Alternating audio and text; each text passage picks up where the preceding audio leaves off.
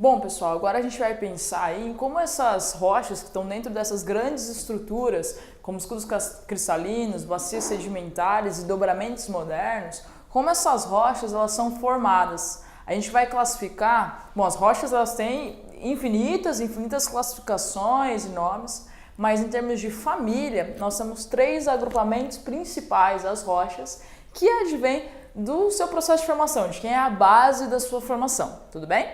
Essa lógica de separação em 3 tipos vai levar em consideração o tal do ciclo das rochas. O ciclo das rochas quer dizer que uma rocha pode se transformar em outro tipo de rocha. Isso de uma forma bem dinâmica que eu vou mostrar para vocês agora, tá? A Terra, a gente tem que considerar sempre isso, é um sistema dinâmico e não estático. Então o ciclo das rochas acontece o tempo inteiro. Você só não tem noção disso porque é numa escala de transformação em eras geológicas, tudo bem? Ou numa escala de tempo muito grande. Você só vai perceber muito ou muito claramente as rochas sedimentares que advêm da erosão. E nem tão claramente assim que você não fica, né, observando, vai formar um negócio ali, não vai, né? O que acontece aqui no ciclo das rochas? Eu tenho as rochas sedimentares, metamórficas e magmáticas ou ígneas. Vamos começar aqui. Primeira coisa que a gente tem que observar nesse desenho é o que tem nesse desenho. Eu tenho a superfície terrestre aqui em preto, tá? Essa parte da superfície terrestre.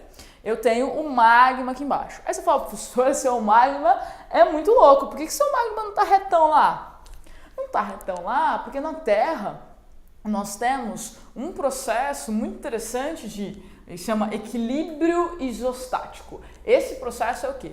Tudo que eu tenho de massa aqui em cima, ele vai se refletir aqui embaixo. Então eu tenho, por exemplo, se tem uma elevação, aqui o magma vai estar mais fundo, aqui eu vou ter mais massa. Se aqui ele está mais retinho, aqui eu vou ter menos massa. Tem uma espécie de um espelho, tá? É como você colocar o gelo e ele ficar metade para fora da água, metade dentro. Basicamente é isso, tá? Porque a gente sabe que o magma tem aí, como eu já disse o tempo inteiro aqui, uma composição viscosa. Não é líquido nem sólido, é viscoso. E aí então ele é maleável. Onde eu exerço mais peso, eu vou ter uma formação maior. O magma mais para baixo, é isso. Vou tentar falar difícil não. Tudo bem? Por isso que o magma está muito louco aqui. Essa é a configuração do desenho. Agora vamos para a rocha magmática. A rocha magmática é quando eu tenho fissuras advindas de um processo de dobramento moderno ou não, fissuras em rochas, geralmente em zonas de encontro de placas, mas não apenas, tá? Em que eu tenho um furo, entre aspas, na rocha, uma falha, e esse magma vai subir. Conforme ele vai subindo, ele vai arrefecendo, ou seja, esfriando. Tem que saber esse nome? Tá? Tem. Ele vai arrefecendo, ele vai esfriando. Nesse processo de esfriamento, ele pode esfriar dentro de uma rocha, tem um espaço maior aqui, ele esfriar dentro de uma rocha, ou, num processo de vulcanismo, esfriar fora da rocha. Aqui, ó, essas rochas formadas fora são rochas externas formadas por processo de vulcanismo, essas por processo de plutonismo. Tudo bem? Obviamente que essa rocha aqui vai ter um resfriamento muito mais rápido do que essa. Isso vai refletir nas características da própria rocha, tá? Aqui ela vai ser muito mais uniforme quando você pega ela do que aqui. Aqui eu vou ter um processo de organização dos cristais e dos minerais. Minerais são as partes que compõem uma rocha, tá? Rocha é composto por mineral. Muito mais definida e muito mais lenta, e por isso aparece mais as diferenças do que num processo de vulcanismo em que o resfriamento é mais rápido. Então eu tenho menos tempo para organizar os cristais. Bom, pessoal, o que acontece aqui? Quando ela se forma dentro o plutonismo, rocha ígnea interna, um exemplo é o granito. E o granito, se você olhar, ele é usado em várias construções. Ele tem realmente essa característica. Vai na sua cozinha, tem um granito lá, tenho certeza. Aquela pedra que a sua mãe corta as coisas em cima, aquele negócio que tem ali bonito, que ela acha lindo, você acha breguíssimo, aquilo é um granito. Então, olha pra ele. Ele tá todo manchadinho, não tá? Porque ele foi formado internamente. Percebe? Então o processo de resfriamento foi bem lento. Isso aqui você não vai ter em casa, basalto acho que não. O basalto é um exemplo de rocha ígnea ou magmática formada de forma extrusiva, ou seja, fora de uma rocha principal. Tudo bem?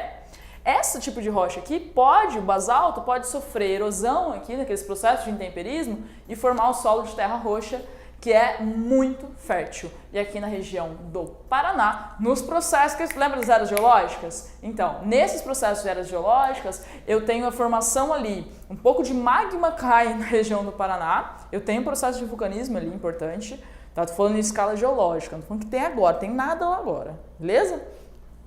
E formando ali o solo de terra roxa. Pessoal, essa rocha, ela pode se transformar nos outros tipos, mas já a gente fala disso.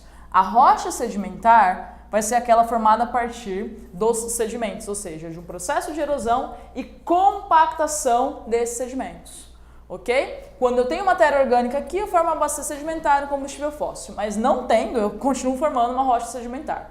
Um exemplo é o arenito, outro exemplo é o calcário, ok? Então, rocha sedimentar a partir da compactação de sedimentos.